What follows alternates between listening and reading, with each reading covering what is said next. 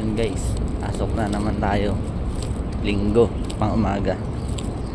Yan, medyo madalang yung mga pumapasok kasi iilan lang talaga ang pumapasok pagka linggo.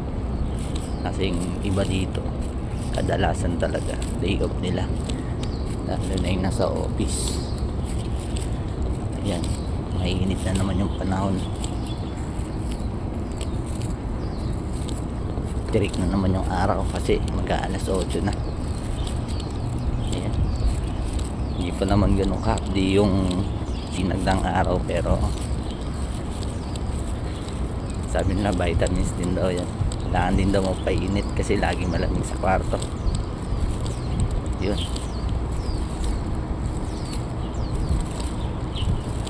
pasok natin ngayon ng schedule ay 8 to 4 ng hapon. 8 hours tayo. Umpisa na naman, 6 na araw na naman yung pasok natin ng umaga. A-PAN ang tawag nila daw sa schedule na yun kasi tatlong shifting meron kami, A-PAN, B-PAN at saka C-PAN.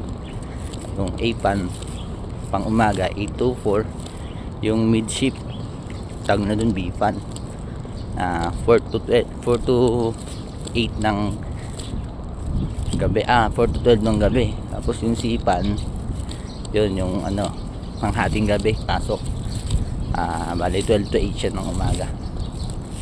So yun lang muna guys. Medyo nagmamadali na rin talaga ako kasi medyo late na nagising. Yun lang.